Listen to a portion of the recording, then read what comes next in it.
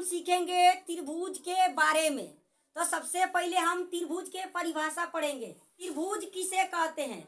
तो त्रिभुज तीन सरल रेखाखंडों से घिरी हुई आकृति या बंद आकृति को हम त्रिभुज कहते हैं। त्रिभुज किसे कहते हैं? तीन सरल रेखाखंडों से बंद आकृति को हम त्रिभुज कहते हैं।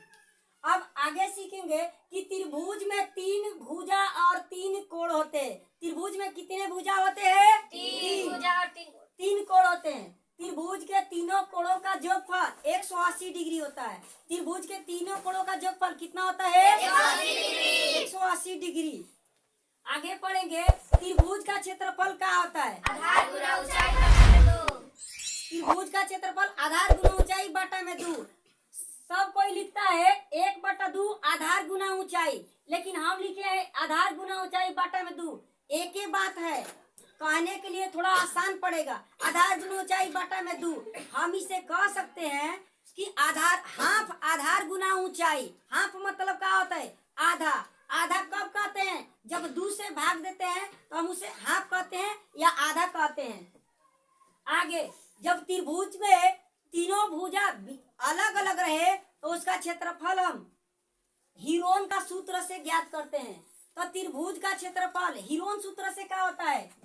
सबसे पहले एस निकालते हैं, यानी अर्ध परिमाप। एस बराबर होता है ए प्लस बी प्लस सी बटा में 2।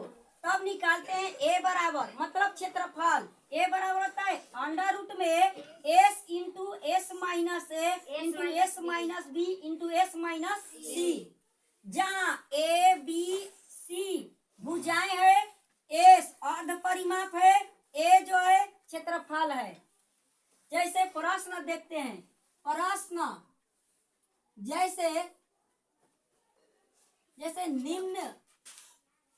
निम्नलिखित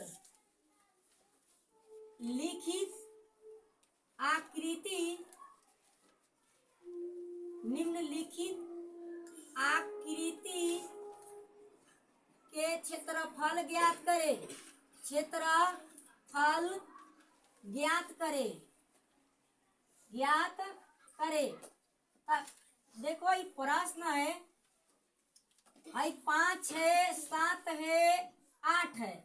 ये वाला प्रश्न चलो एक ही देखते हैं। इसमें त्रिभुज के तीनों भुजा जो है क्या है? अलग अलग है।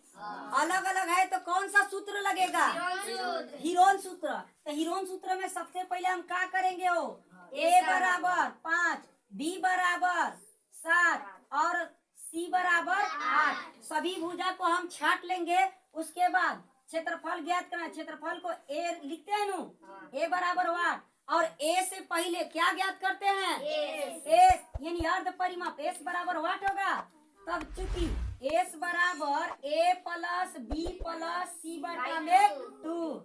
ए के मान देखो 5 है, बी के मान 7 और सी के मान 8 बटा में 2।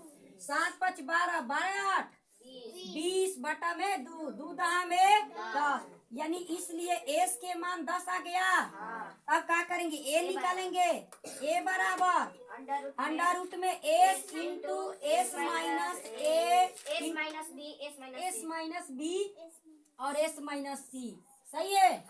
उसके बाद मान रख देंगे नु एस के और ए बी सी के। तो एस के मान 10 आया है और 10 माइनस 5 और 10 माइनस 7 और 10 माइनस 8 ए बी सी के मान घटा दिए।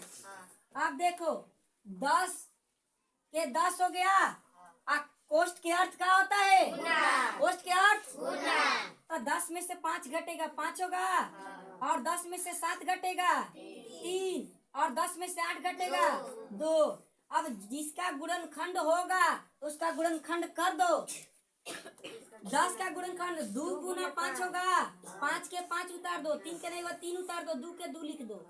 अब यहाँ देखो, यहाँ जो रूट है, रूट के अंदर कुछ है। रूट में यहाँ जब कुछ नहीं रहेगा यहाँ तो हम देखेंगे कि वर्गमूल है। काय हो? तब वर्गमूल में 2 के जोड़ा लगाते हैं नु, तो हम 5 5 के जोड़ा लगा देंगे। और 2 एगो इधर है और है कुछ नहीं है तो एगो 2 निकाल दो, एगो 5 निकाल दो। जो नहीं जोड़ा लगा है उसको अंदर रहने दो। तो क्या हो जाएगा? एगो 3 अंदर हो गया नु, 2 पाँचे 10, 10 अंडा रूट 3, क्षेत्रफल यही हो गया, इसलिए ए बराबर क्या हो गया हो? 10 अंडा रूट 3। आज जब भी क्षेत्रफल लिखेंगे तो मीटर स्क्वायर में लिखते हैं, यानी क्षेत्रफल का मात्रा क्या होता है? Metre square. Metre square. इसी तरह हम बना सकते हैं। फिर मिलते हैं अगले वीडियो।